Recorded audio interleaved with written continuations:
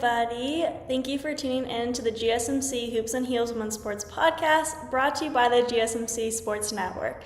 My name is Samantha Genzer, and I'm going to be your host for today. We have a very exciting show coming up for you guys. We're going to be talking about the Ronda Rousey versus Liz Carmouche, the matchup that changed women's MMA, women's college tennis updates, Jordan Larson and how she aims for back-to-back gold medals at the upcoming Olympics, the salaries of WNBA rookies, and Caitlin Clark's debut yesterday. Before we start, I would like to ask that you like and follow the show, and you can become a part of our show by tipping and donating. Your support means a lot to us. Also, we do get a lot of questions that come in from viewers during the show, so to ensure that your questions get read on the air, I ask that you use the GSMC podcast.net link with your questions so that I can see your questions and they get read on the air. This puts your questions at the top of the list so that I see them, and it also really helps the show, and we would really appreciate it. Again, the link is gsmcpodcast.net. Okay, now let's get started. I hope you guys enjoy today's content. So we're first going to be going into the Ronda Rousey versus Liz Carmouche, the matchup that changed women's MMA. And I have not talked much about women's MMA, and I feel like this is like a great way to begin talking about the MMA by starting with the iconic Ronda Rousey versus Liz Carmouche matchup that, really changed women's MMA, and we obviously will get into that. So, the Ultimate Fighting Championship, UFC, is a household name now, and big fights in the women's fight game generate as much interest, anticipation, and speculation as fights in the men. Early pioneers of women's mixed martial arts, also known as MMA, such as Ronda Rousey, Chris Cyborg, and Miesha Cupcake Tate, have played a big part in bringing women's MMA into the mainstream. Shows of brutal knockout power, technical fighting excellence, general toughness, and so much more have all captured the interest of the world. So we're going to take a look back at the Ronda Rousey and Liz Carmouche at UFC 157 and how this paved the way for more women to come forward and make their name known in the MMA. So Ronda Rousey, I'm so sorry, I cannot say her last name for some reason. Rousey. Ronda Rousey is a prominent figure in both mixed martial arts and professional wrestling. She first gained international fame as an MMA fighter, particularly in the Ultimate Fighting Championships, where she was known for her judo skills and armbar submissions. Rousey was instrumental in popularizing women's MMA and was the first woman to be inducted into the UFC Hall of Fame. Before her MMA career, Rousey had a successful judo career, winning a bronze medal at the 2008 Beijing Olympics, which made her the first American woman to earn an Olympic medal in judo. After dominating the UFC and becoming one of the sport's biggest stars, Rousey transitioned to professional wrestling with WWE, which is also known as World Wrestling Entertainment. In WWE, she quickly rose to prominence, capturing the Raw Women's Championship and participating in key matches, including being part of the first ever women's main event at WrestleMania in 2019. Rousey's contributions to both MMA and wrestling have made her a trailblazer and influential figure in combat sports and entertainment. And then we have Liz Carmouche. Liz Carmouche is also a prominent mixed martial arts fighter, known for competing in the Ultimate Fighting Championship mainly, and also other organizations. She was born in 1984 in Louisiana, and ever since she has had a significant impact on the world of women's MMA. Before her MMA career, though, Carmouche served in the U.S. Marine Corps as an aviation electrician and did 3 tours of duty in the Middle East. Her military background brought a unique perspective and skill set to her MMA career, contributing to her reputation as a tough and disciplined fighter. Carmouche has competed in various weight classes and organizations, which really demonstrated her versatility and resilience throughout her career. She is also openly gay, making her one of the first openly LGBTQIA+ athletes in the UFC, and she has been an advocate for LGBTQIA+ rights within the sports community.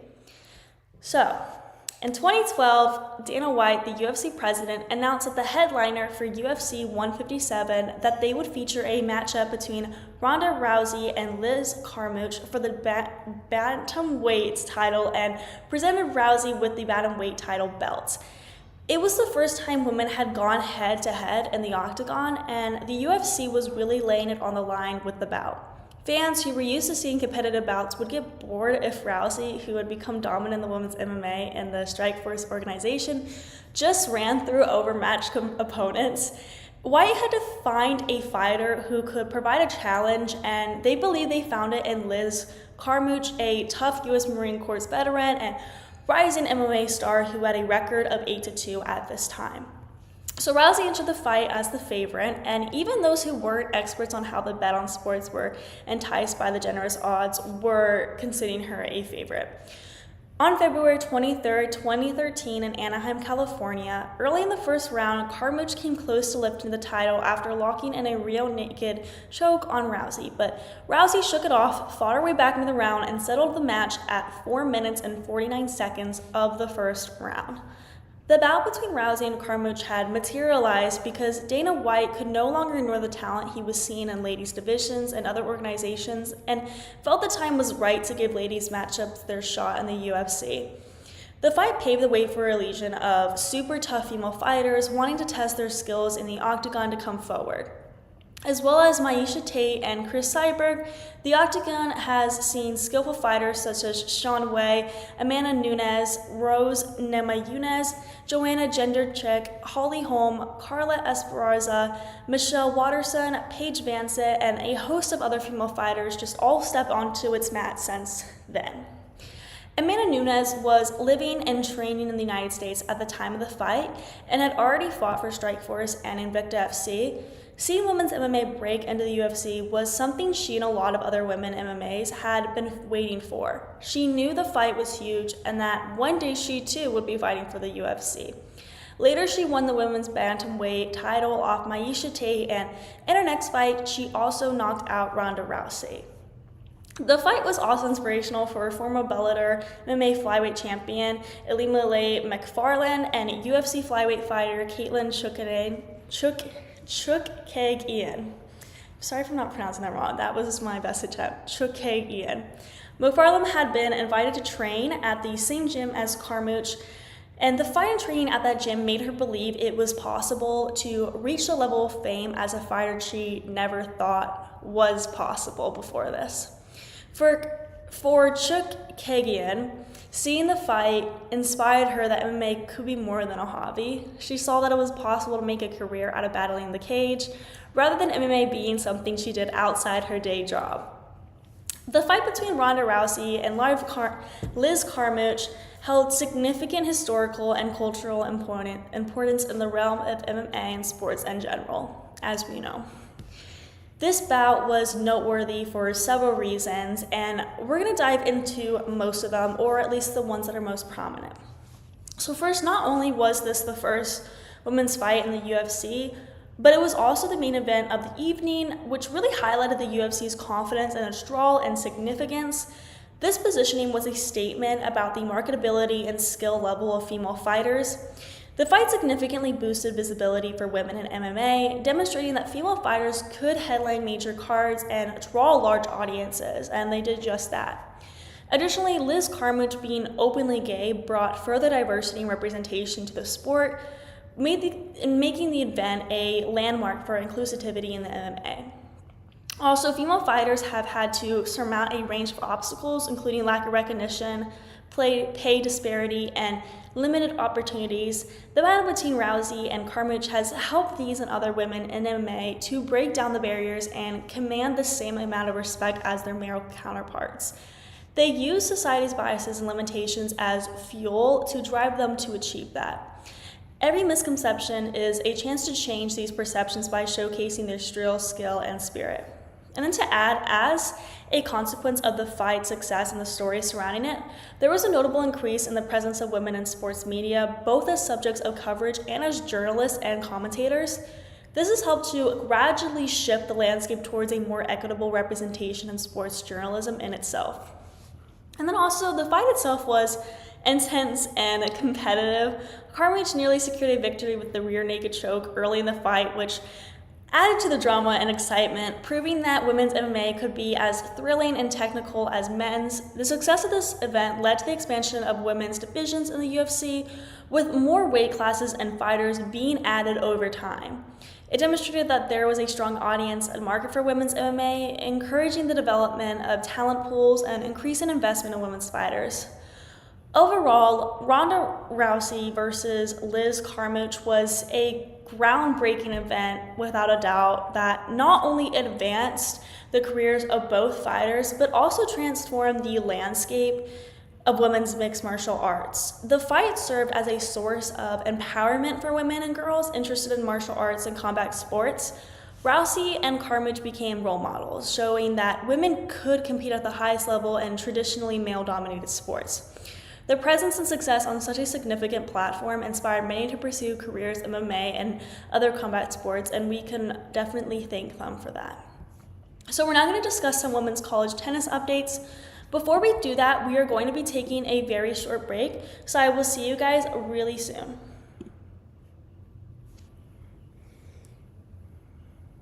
I feel like I'm losing my mind. Is everybody in the world blind?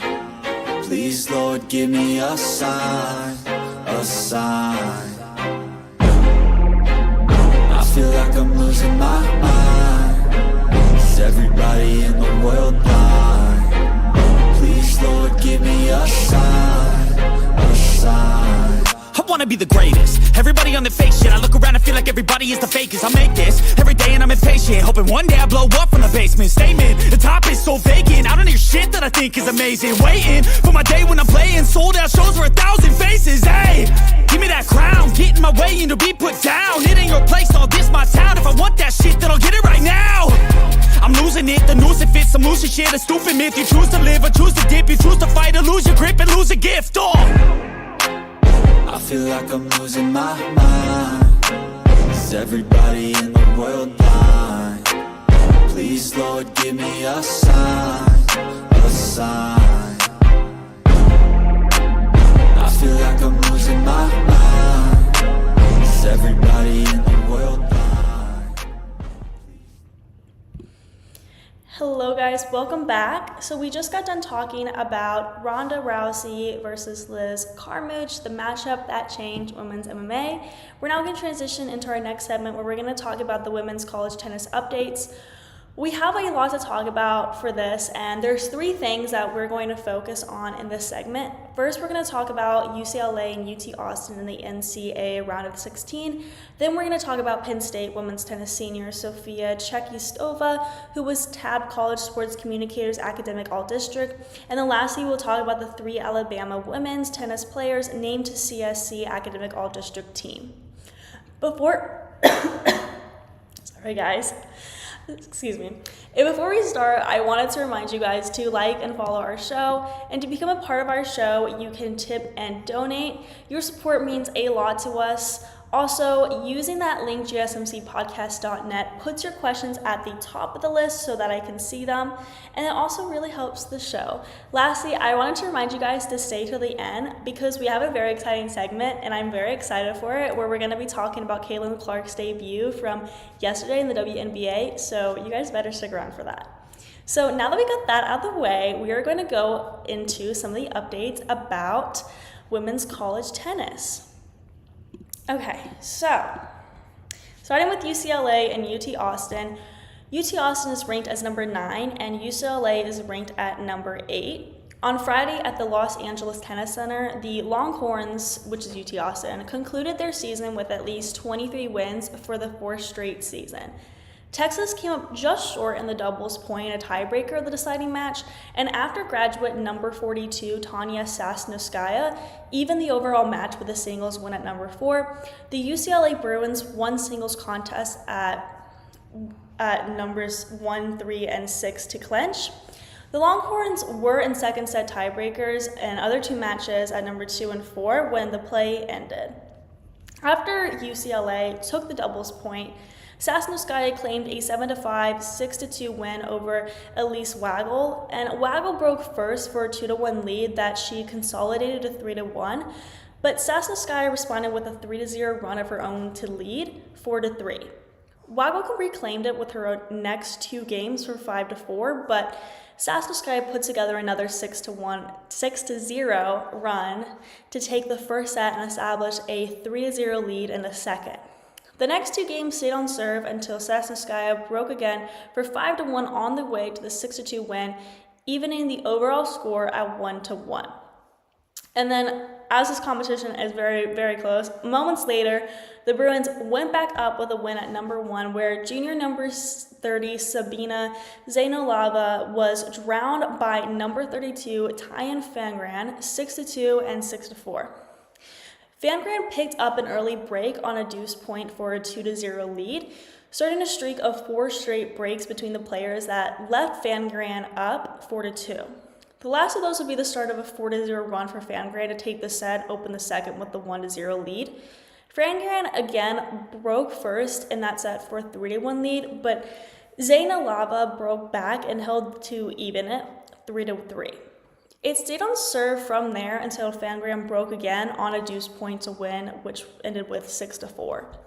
UCLA extended its lead to 3-1 as senior number 85, Charlotte Shavitipin, fell to number 73, Bianca Fernandez, 7-6, and then 6-4 at number 3. In a back-and-forth first set, Fernandez broke on a deuce point in the opening game, but Shavitipin broke right back, and the set stayed on serve from there until Shavitipin broke on a deuce point for 5-3. But Fernandez came back on a 3-0 run that included a deuce point break for a 6-5 lead. Then Shavitipin kept the set alive by breaking back to get a tiebreaker where she took the first point this time, but Fernandez set out on a 4-0 run on the way to a 7-2 win overall. The second set then featured 6 deuce points. However, it stayed on serve for the first 5 games to a 3-2 lead for Fernandez despite 3 deuce points in that span. Fernandez followed with the first break of 4-2, which set off a string of 4 straight breaks for the players, the last of which Shavitipin won on a deuce point. However, Fernandez then held on a deuce point for the match. So the clinch came at number 6, where sophomore Vivian O'Wright-Sky was down by Amani Gishard 6-0, and then 4-6, and then 6-4. Although Gishard swept the first set, including 2 deuce points, O'Wright-Sky won 3 of the first 4 games of the second set on deuce points for a 3-1 lead that she then increased to 4-1. Gishard responded with a 3-0 run to tie it, including a deuce point break, but O'Wright-Sky captured the next 2 games with a deuce point break of her own for the win. And that would be the start of a 5-0 run for O'Wright-Sky, who posted a 3-0 lead in the third set. The next 3 games then stayed on serve despite Gishard facing a deuce point while down 4-1, but she managed to hold a stay within 4-2 and began a 5-0 run to the finish, during which she held twice more on deuce points. In the remaining 2 single matches, senior number 20 Malika Rapula had forced a second set tiebreaker in her match at number 2, but was trailing number 27 Kimmy Hans by a set, which was 3-6, then 6-6. Hans broke in the opening game, which would be the only break until she did so again for 5-2. Rapula broke back for 5-3, but so did Hans for the set. In the second, the first 5 games were all breaks until Rapula held for 4-2 and broke again for 5-2. However, Hans went on a 4-0 run for a 6-5 lead until Rapulu held for a tiebreaker. There, Rapulu had just broken a 3-3 tie with a 3-0 run for a set point when play stopped. The other contest had senior number 122 Taisia Pachkaleva leading Ann Kristen Lucky-Meyer 6-3 and then 6-6 at number 5. In the first set, Pachkaleva turned a 2-2 tie into a 5-2 lead on her way to a 6-3 win. She then trailed 3-0 in the second set, but rallied for a 5-4 lead. The players then alternated the next 3 games to a tiebreaker where Chekhlystova started with a 2-1 lead, but Lutke Meyer went on a 3-0 run until Chekhlystova claimed the final point before play halted. Earlier in doubles, the duo of Chekhlystova and Orutskaya was first off the court with a 6-3 win over Gishard and Sasha Vagramov. 5 of the first 6 games of the match were breaks, starting with UCLA breaking in the opening game. However, Texas broke right back before holding on a deuce point and breaking again for a 3-1 lead, which they extended to 4-2 after 2 more breaks. The UT Austin Longhorns snapped the string of breaks with a hold of 5-2 actually, sorry, I believe that's 5-2. Yeah, they had a string of breaks of 5-2, and the last 2 games stayed on serve to the win for Chekhlystova and Orutskaya. UCLA then answered on court 1 as the number 19 duo of Zainalova and Chekhlystova fell to the number 13 pair of Fangren and Waggle 6-2. The Bruins got out to a 4-0 lead on the strength of 2 deuce-point breaks in the first and third games, and the rest of the match stayed on serve with no games reaching deuce to the final. That left it to court 2, where the number 30 tandem of Rapulo and Sasnouskaya came up just short in a tiebreaker against the number 42 pair of Hans and Lutke Meyer, and it ended in 7-6. Texas got out to a 3-0 lead that included 2 deuce points wins for a hold and break in the first 2 games.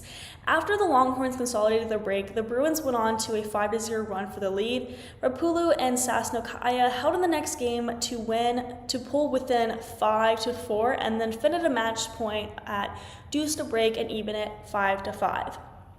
The next 2 games also went to deuce with the Longhorns holding for 6-5, and although they led in the next game 15-40, the Bruins rallied to send it to the tiebreaker where they continued their running by winning the first 4 points. After the teams exchanged 2-0 runs for a 6-2 lead for UCLA, Texas fought off 3 match points to pull within 6-5, but the Bruins finally captured the point they needed for the win. And ultimately, with this, the UCLA eliminated UT Austin from the tournament.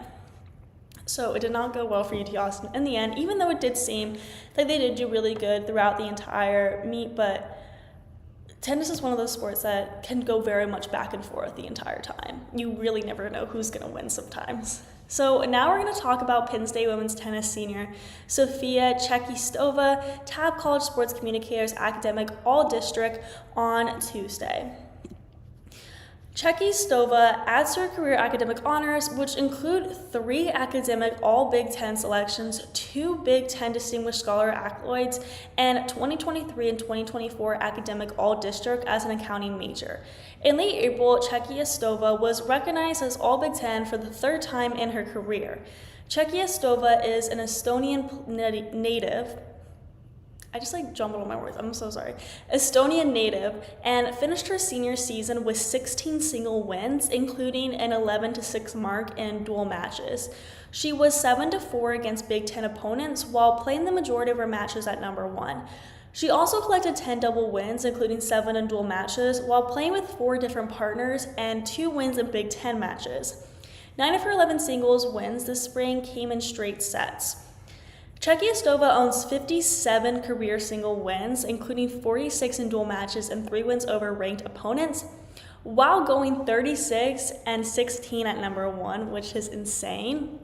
She has also tallied 37 double wins, including 30 in dual matches and 13 at the top doubles position. During the 2022-2023 season, she recorded 22 single wins, playing exclusively at number 1 and 14 doubles wins. She ranked as high as number 42 in the ITA singles poll and finished the season ranked number 66. During her 2021-2022 season, Chekhlystova secured 18 singles wins and 14 doubles wins, playing all singles matched at number 1. And then lastly, as a freshman in 2020-2021, she recorded 8 single wins and 7 double victories, so even as a freshman, she was very impressive. She ended her senior season ranked number 60 in the 66. Yeah, actually, I'm so sorry. She ranked number 66 in her senior season in the ITA single polls, and she was ranked as high as 42nd in the ITA singles polls. After receiving this award, she has advanced to voting for Academic All-America honors. To achieve CSC Academic All-District and Academic All-American status, A student athlete must be at least a sophomore academically and athletically, and an undergraduate student athlete must have at least a 3.5 cumulative grade point average on a 4.0 GPA scale. Chekhlystova being named to the CSC Academic All-District indicates a significant recognition of her dual excellence both as an athlete and a scholar. This honor acknowledges Chekhlystova's achievements in tennis and her academic dedication and intelligence, enhancing her reputation and possibly opening up further opportunities for scholarships and recognition in academic and athletic communities. Lastly, in college tennis, we're going to talk about the 3 members of the Alabama women's tennis program being named to the College Sports Communicators Academic All-District Team on Tuesday. So to be nominated for this award, a student athlete must also have a 3.5 cumulative GPA. It must be at least a sophomore academically and athletically, so it's pretty much the same thing as the other award we just talked about. The women tennis players that won the award are Clara Milishevich, Anne-Marie Heiser, and Ola Pietak. Clara Milishevich is a sophomore with a 3.59 GPA and is pursuing a bachelor's in finance and economics. She has collected the team's 3rd most single wins at 13 wins. She made 9 appearances in the number 5 spot in the lineup for Alabama and earned an 8-2 record in the number 6 slot for the Crimson Tide. Milishevich and doubles partners Pietak played at the number 3 spot in the lineup and have recorded 9 victories. Then we have Anne-Marie Heiser, who is a senior and has maintained a 3.82 GPA while pursuing a bachelor's in communication studies and a minor in sports management. She was named to the 2024 All-Southeastern Conference second team and secured 13 singles victories for Alabama, including a pair of wins over ranked opponents. She competed at the number 3 spot and collected a 9-4 record while earning a win in both the number 4 and number 5 spot in the lineup. Heiser and doubles partner Ludmila Benchik have remained in the ITA doubles ranking since March of 2023. The doubles duos earned their highest ranking at number 7 on March 19th, marking the first Alabama doubles team to be ranked in the top 10 since 2015. The duo have served at the number 1 spot in the doubles lineup for all but 2 matches this season and collected 15 victories overall. Lastly, Ola Pietak is a graduate student with a GPA of 3.95, which is really impressive. She's earning a master's in management with a concentration in global business and marketing with a focus in digital and social media and professional sales. She's collected the team's 2nd highest singles victories at 14 wins, which includes a 7-2 record during SEC play. She played at the number 4 spot in the lineup for Alabama while holding a 5-1 record at the number 3 spot. These awards and honors ultimately are crucial and should be recognized. It's inspiring to be a collegiate athlete in itself with all of these high-rate stats, but also to have this intelligence and academic status is very admirable as well, and I wanted to make sure that we bring attention to that in women's college tennis. So we're now going to talk about Jordan Larson, how she's aiming for back-to-back Olympic gold medals. Before we do so, we are going to be taking another very short break, so I will see you guys very soon. Looking for your daily fix of sports talk without having to pay for it? GSMC Sports Network is available on YouTube. Just search GSMC Sports Network. Get your fix of daily sports talk shows on YouTube, absolutely free. NFL, college football, NBA, MLB, MMA, UFC, fantasy football, and so much more. GSMC Sports Network has shows running all day long, with new sports shows starting every 2 hours. Just like on your favorite cable sports channel, except GSMC Sports Network is absolutely free. Just search GSMC Sports Network on YouTube to catch one of your new favorite shows, like the GSMC College Football Podcast, Chip Shot Football Podcast, Hoops and Heels Women's Sports Podcast, GSMC Basketball Podcast, and so many more. Check it out for yourself. GSMC Sports Network, now available on YouTube absolutely free. Search GSMC Sports Network on YouTube right now.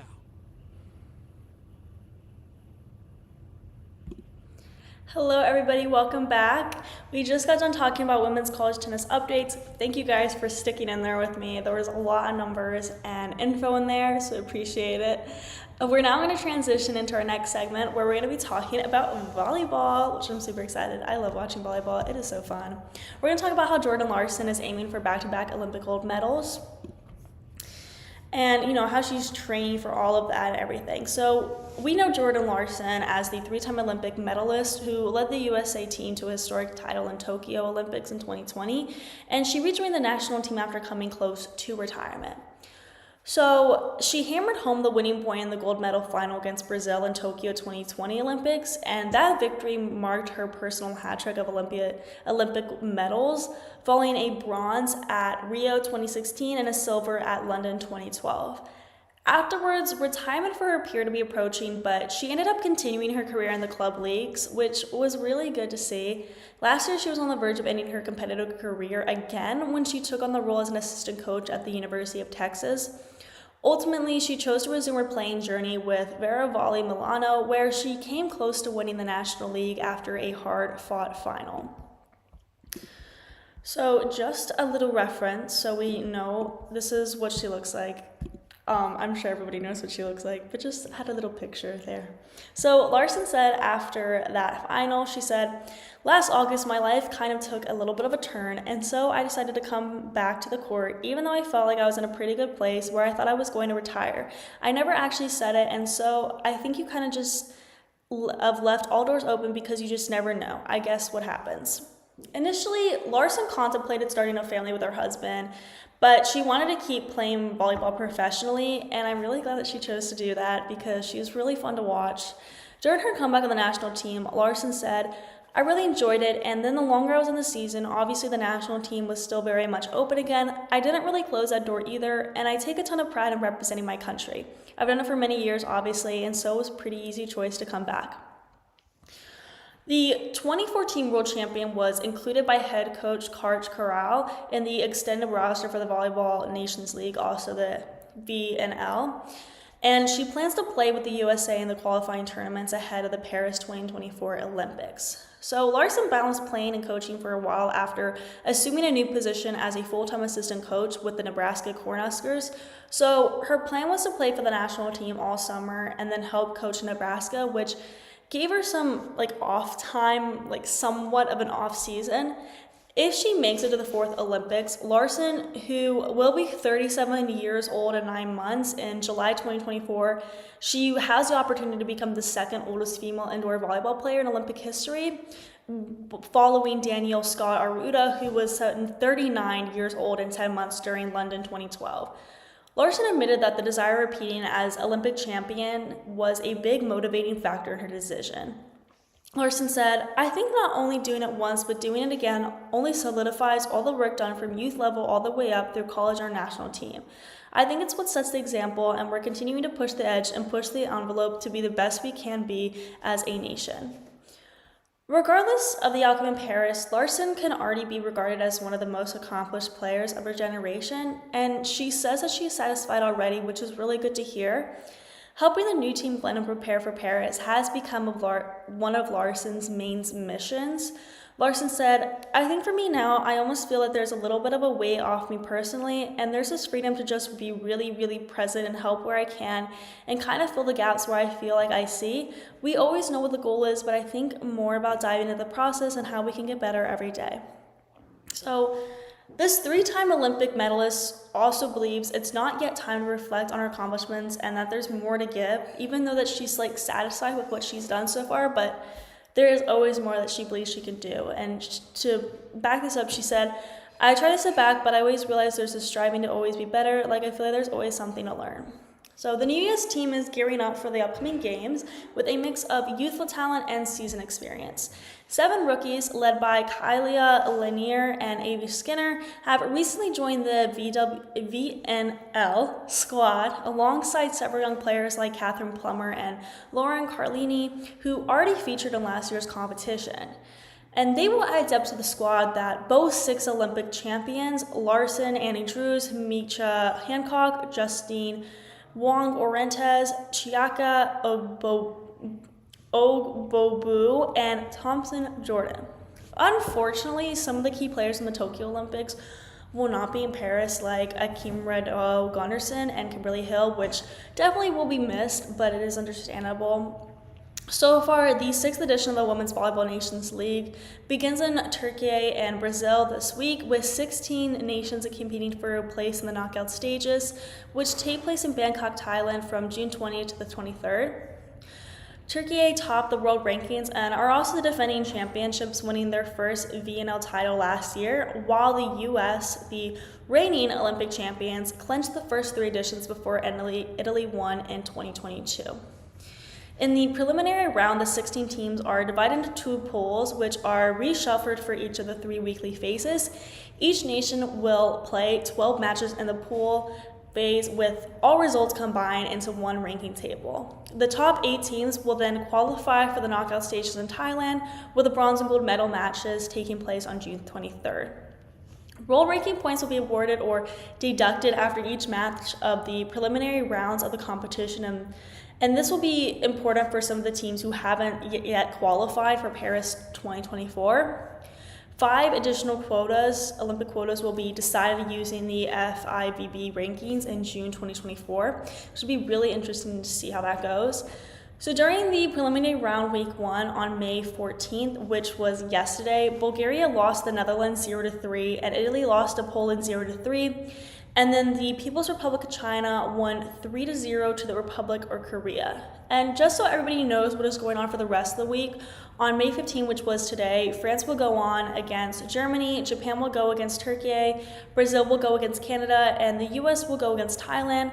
On May 16th, tomorrow, Germany will go against Italy, Bulgaria will go against Japan, the Netherlands will go against Turkey, Serbia will go against the Dominican Republic, Brazil will go against the Republic of China, and China will go against the US. And then on May 17th, Japan will go against Germany, France will go against Poland, Italy will go against Bulgaria, the Dominican Republic will go against Canada, Serbia will go against Thailand, and China will go against Canada.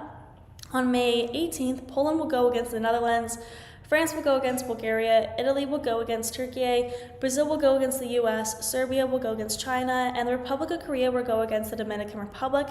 Lastly, on May 19th, Germany will go against the Netherlands, Poland will go against Japan, France will go against Turkey, Thailand will go against Canada, Brazil will go against Serbia, the US will go against the Dominican Republic, and the Thailand will go against the Republic of Korea. Sorry, I have a very stuffy nose. There are a lot of interesting and exciting games coming up, and we'll be sure to cover these, and whatever teams you're rooting for or whatever country you're in, be aware of these games that are coming up. They're going to be very exciting, and I'm excited to watch them. Also know that they are held in Turkey, and I'm so sorry, I'm about to sneeze.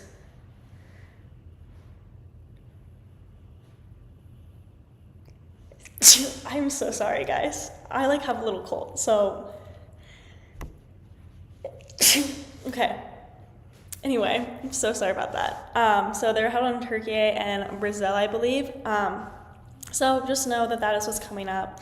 And I'm very excited to watch Jordan Larson. She's always been an interesting person to watch, and I'm sure that she's going to be making headlines coming up, and hopefully that she will win some Olympic medals this year. We will see. So we're now going to move on to our next segment, where we're going to talk about how much the WNBA rookies are making.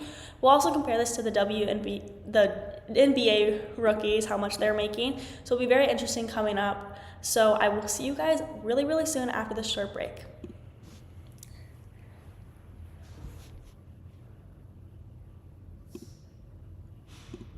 For the best and latest podcasts available anywhere, go to the podcast app on your cell phone and type in GSMC to access free content-rich podcasts on health and wellness, book reviews, sports, entertainment, relationships, social media, movies, technology, finance, and even weird news. Subscribe and download the GSMC Podcast Network's family of shows, available everywhere podcasts are found.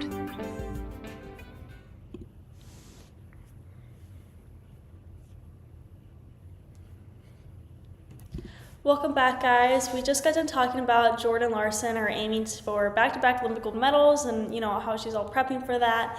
Very excited to watch her. We're now going to transition into our next segment, where we're going to talk about how much the WNBA rookies are making, and this is really interesting to know. The base salaries depend on where the player stands on the draft pick. And WNBA salaries have long been the topic of debate and concern, with players advocating for greater compensation and recognition of their contributions to the sport. Some of the players most affected by the salaries in the WNBA are those that are just starting their careers in the competition. Rookies often get the worst end of the stick when it comes to compensation, and we will be getting into that. So, without a further ado, here is a WNBA total value salary over 4 years. So, like when a rookie signs a 4-year contract, this is what the total value would be. First, let me just go over the base salary. So, not considering a 4-year contract. So, for picks number 1 to 4, the base salary in their debut year is $76,535. Picks 5 to 8 earn a slightly lower base salary of $73,439, and then rookies chosen from 9 to 12 spots receive $70,344. Second round picks start with a base salary of $67,249, and as players progress, their salaries increase annually. The rookie scale ensures structured growth, and players can also earn more through endorsements, bonuses, and incentives. Veteran stars negotiate higher salaries based on experience and accolades. The rookie salary is a big difference from the salary of some other famous and legendary WNBA players. For instance, Jackie Young of the Las Vegas Aces has the highest average salary in the WNBA for the 2024 season. She's making $252,450 for the 2024 season as a part of a 2-year, $504,900 contract. The WNBA continues to increase player salaries year after year due to inflation and growing popularity. The average salary in 2022 was $102,751 and an increase to $147,745 ahead of the 2023 WNBA draft. So that's about a $40,000 increase. If the trend increases, the average salary will likely increase again for the 2024 season, and obviously, hopefully it will. There are currently 21 players making at least $200,000 per season, which is good. Veterans of the league like Ariki Ogunbowale, I'm so sorry, I'm so bad at pronouncing names, Ogunbowale and Jewel Lloyd, who have moved beyond rookie skill contracts, now top the earnings chart at $241,984 annually. However, it's important to mention that the average WNBA salary was $147,000 in 2023, which is still a fraction of the average NBA salary, which we will get into. So for rookies, I have up here the information. The top 4 picks in the first round earn the same amount of money regardless of order. So this is for the total of 4 years, what the value looks like. So picks 1 to 4 have a total value of $338,056, and then picks 5 to 8 have a total value of $324,383, and then picks 9 to 12 have a total value of $310,718. Picks 13 to 24 have a total value of $297,045, and lastly, picks 25 to 36 have a total value of $276,830. And when you're looking at this, the salary is a lot different, or the total value salary is a lot different than when you look at what their net worth is. Like, for example, Angel Reese's net worth is, I think, $1.7 million, and that's obviously a lot different than what their salary is. But this is, I guess, the base salary of a 4-year contract for that draft pick. And this is not an exact value of what each person in each pick is making. Just wanted to clarify that this would be kind of the base salary or an estimate. So for many WNBA players, including rookies, substantial income comes from endorsements and off-court endeavors. Like Caitlin Clark, for example, exemplifies this trend very well. Despite a modest rookie salary, she amassed approximately $3.4 million from name, image, and likeness deals this past season with major brands like Nike and Gatorade. As the WNBA gains popularity with record-breaking viewership numbers and increasing public support, the conversation about fair compensation is more relevant than ever. With players like Clark poised to raise the profile of the league further, the hope is that these discussions will pave the way for a more equitable future in professional women's sports. These amounts the rookies are making stand in stark contrast to NBA rookies, where the top pick can earn a staggering $10.1 million in their debut season. I'm literally going to repeat that, $10.1 million in their debut season. That's insane. Like, compared to what these WNBA rookies are making as their base salaries. The disparity highlights the ongoing discussions and efforts for increased pay and recognition in women's basketball. So to be more specific, I'm going to get into all the WNBA rookies' total one-year salary. So just as a reminder, this is 1 year, what the rookie would be making, compared to what I just showed was the 4-year contract salary total value. So the first pick has a total value of $10,133,900. That's a lot of money. That's a lot. And then the second pick for the NBA rookie was $9,067,000. Third pick was $8,142,400, and the fourth pick was $7,341,100. I was going to include more after the fourth draft pick, but those numbers, though, they were long. They were long numbers. I was like, I don't think I can say that high of numbers for that long. This is such a huge, substantial difference to how much the WNBA rookies are making, and honestly, it is just so unbelievable that the difference in salaries is this large. Fortunately, I do want to recognize that there have been some improvements in WNBA salaries, especially with the help of the Women's National Basketball Players Association, also known as WNBPA, which is the labor union representing WNBA players, and it's been instrumental in negotiating collective bargaining agreements, or CBAs, that seek to improve the professional lives of the players. The WNBPA has negotiated several groundbreaking CBAs that have progressively enhanced player compensation and benefits. The most effective recent CBA, ratified in 2020 and effective through 2027, brought significant improvements. It included salary increases, better travel conditions, full salary during maternity leave, and enhanced family benefits, which were major wins for the players. Also, the 2020 CBA introduced a 50-50 revenue sharing model starting in the 2021 season, which is contingent of the leagues achieving certain revenue growth targets. And this model aims to align players' compensation with the league's financial success, which is a model similar to what is seen in other major sports leagues like the NBA. Lastly, recognizing the importance of career development both on and off the court, the WNBPA has initiatives to assist players in preparing for life after basketball, which is really great. And this includes like education programs, internships, and other resources aimed at career development.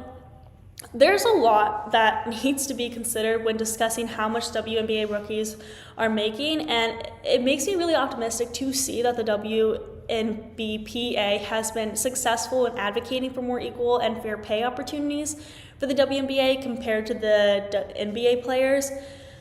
Compared to the NBA rookie salaries, though, the WNBA rookies are not making a good amount at all, and it is very much upsetting to look at these numbers side by side.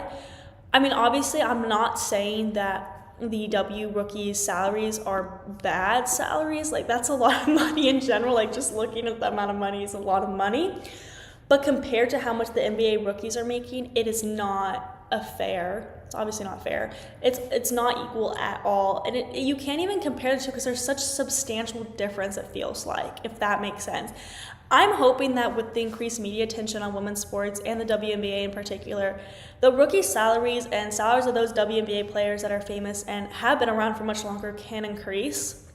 It is upsetting to see the difference, but it is interesting to see how much each of your top pick people are making. And another thing to note is that the total value for each draft isn't as much difference as in the NBA rookie players, where you have like a difference in $1 million in salary, whereas like in the WNBA rookies you have like from 1 to 4 to 5 to 8, you have a difference in like a little bit over $10,000. So it's very different dollars, but also you have to consider that this is a lot less money than how much the NBA rookies are making in 1 year. So it's pretty crazy to look at. Just want to bring attention to that. So now we're going to go into our last segment where we're going to be talking about Caitlin Clark's debut. Before that, we're going to be taking a very short break. So I will be back really soon.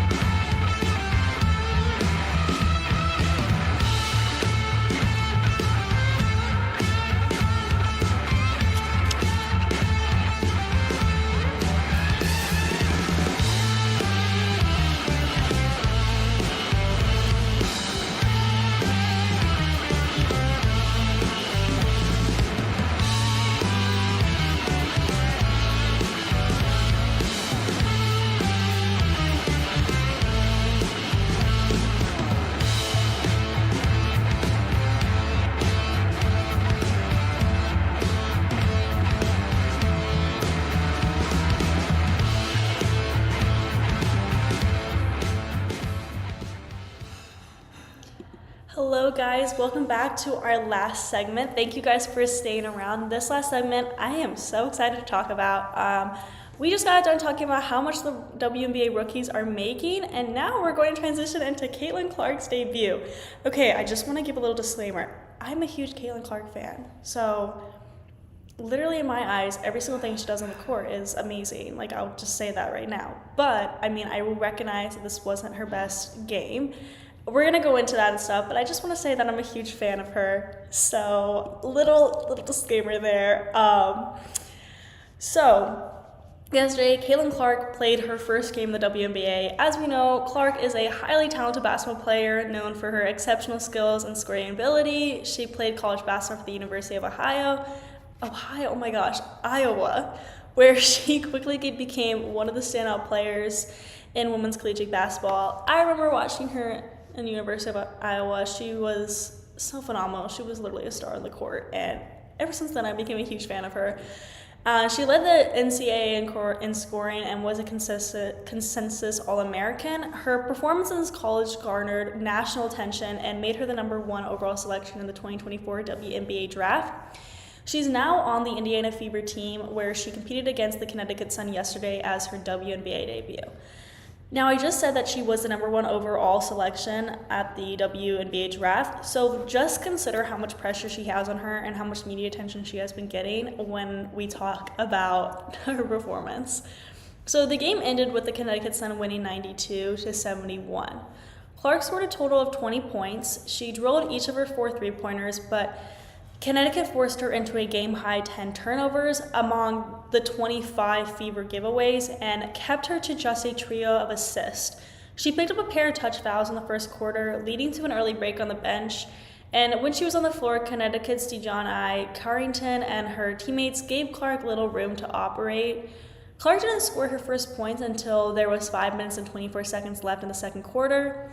She got a little more offensive footing in the second half, scoring 13 points after intermission. Clark's 20 points ranks second in franchise history behind Hall of Famer Tamika Catchings in 2002 with a total of 23 points for a Fever player debut. I want to just go back and make that clear. That is not all in the league. I'm just saying that just for Indiana Fever, that team, she ranks second in franchise history. And just for comparison, though, Candace Parker had the highest point total for any WNBA player in her debut with 34 points in 2008. But it is very important to recognize that turnovers were a very big issue for Clark yesterday, with 5 giveaways in each half. Fever coach Christy Sides said Clark wasn't to blame for all 10 turnovers, though, which is a bold statement by Sides to say that. A lot of critics have been saying that is a bold statement. I don't think it is, because it's a team sport. But let me get into that. Okay, so side set, we got to help her out. We got to do a better job of coming back to the ball. I completely agree with that. It's a team sport. Like, turnovers aren't just one person's fault.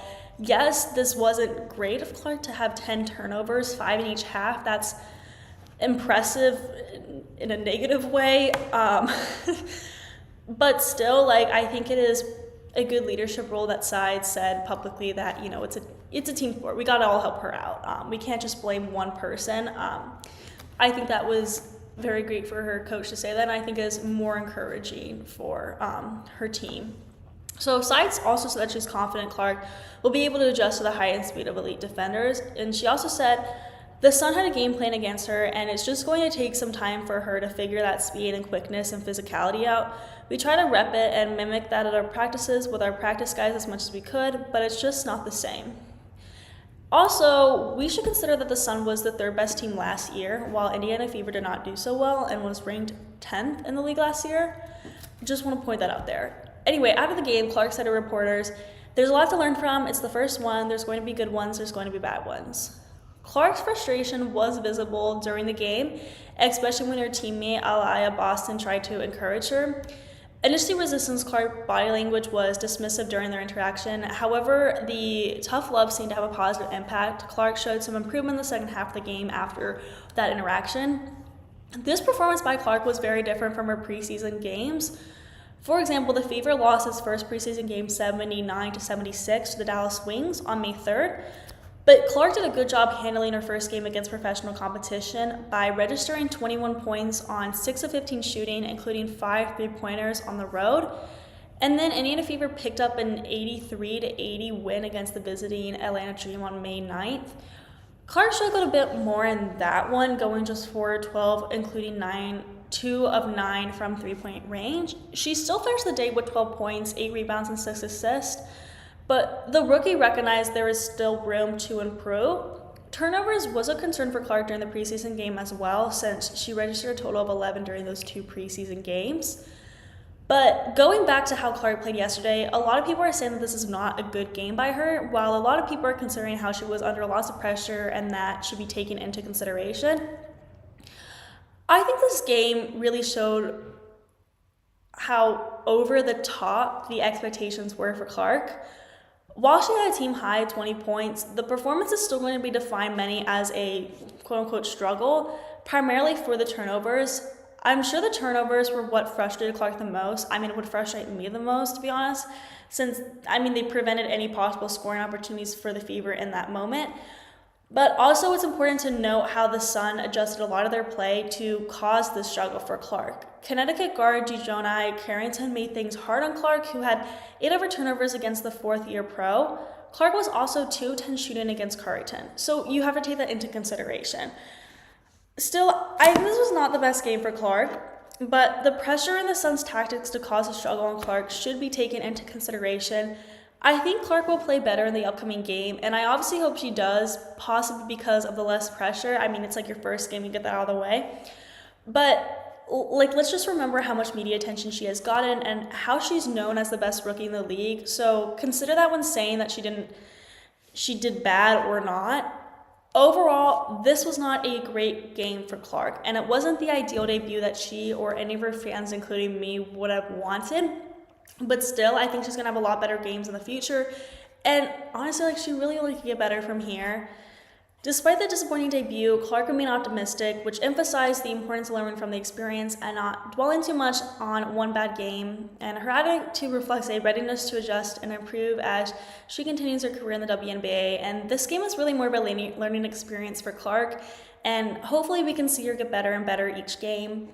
I think that her optimism and toughness on herself should be taken as impressive and more appreciated, that she didn't get too much in her head.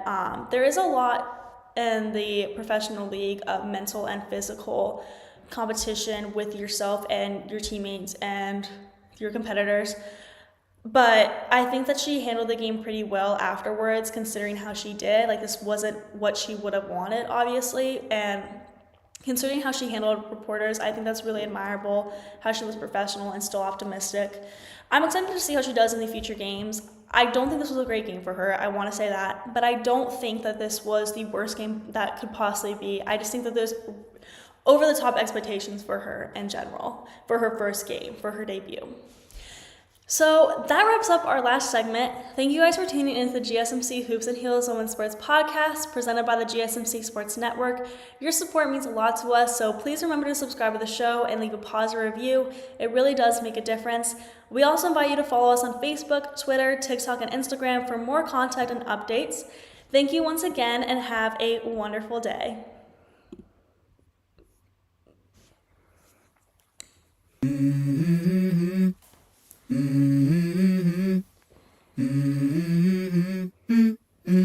Let's go. I wake up to a little bit of drool on my pillow, feel like it's gonna be a bad day.